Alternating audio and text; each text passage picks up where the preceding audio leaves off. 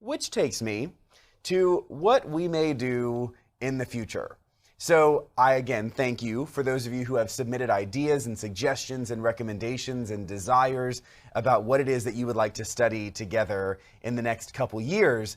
I've kind of put all of them together and I've landed on a plan. Now this is not just a 2-year plan. You know, we've done a couple 2-year plans, Luke and Acts, and then Genesis and Revelation, and then I kind of shoved Daniel in there. This time, I'm looking at a 3-year plan because I had a lot of people who wrote to me asking about kind of character studies. And character studies are a little harder, I suppose. So what I wanted to do, I began to roll this around in my mind about what the characters really mean to us and which characters we really need to know. And so caveat here is, at some point, and maybe after this 3-year cycle, I'd really like to dig into some of the smaller characters in our story. I mean, personally, there are some interesting characters. I mean, gosh, people like Ruth and Esther and others who don't have a lot of real estate in the Bible, but their stories are so rich.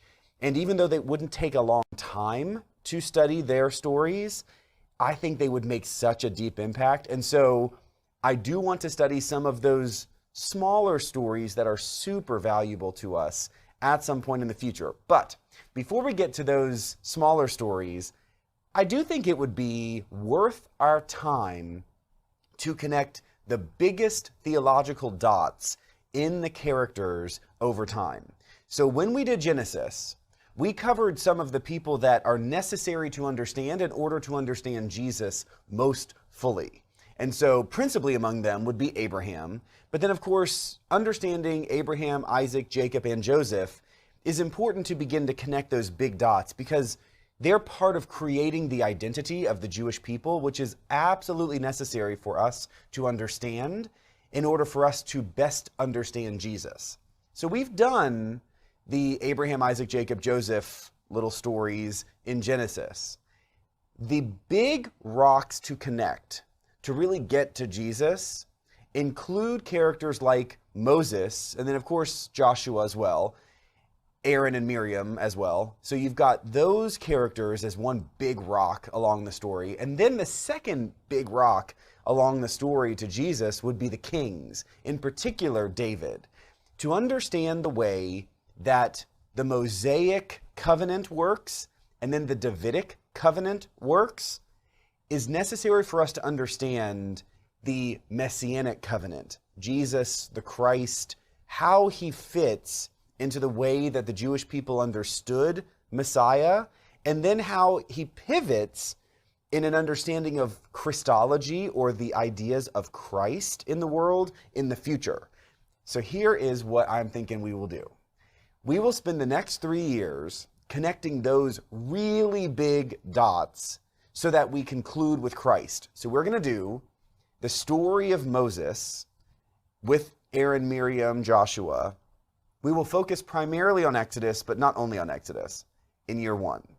In year 2, we will look at the kings. And yes, Saul is important, Solomon is important, but David's going to get the most time because it's really necessary for us to understand David in order to understand Jesus. And so that will be a look at 1st and 2nd Chronicles and 1st and 2nd Kings. Then, year 3, we're going to do what a lot of you asked to do, which is the Gospel of John. We did the Gospel of Luke, and then Acts, because Luke Acts was written by the same person and tells kind of part 1 and part 2 of a big story. The Gospel of John is a very different gospel. Mark, Matthew, Luke are called the synoptics. They tell a very similar story. John is very different. And John is the most well-developed Christology, which is really the theology of Jesus as a person of the Trinity, as a Christ. To get to John and to really understand what John was doing and how pivotal the ideas in the Gospel of John are to Christianity over the last 2,000 years, I think we need those really powerful roots of Moses, David, and then the others around their stories. So that is my proposal. that over the next 3 years, we will do Mosaic covenant, Davidic covenant, and then Messianic covenant with Jesus. I'm very excited about that. I think it's going to be really good. It is so much, well, it's easier for sure, but it's also, I think, a bit more engaging to look at characters and do character studies and the way people make decisions and how decisions impact others and the way that those others make decisions. It's fascinating.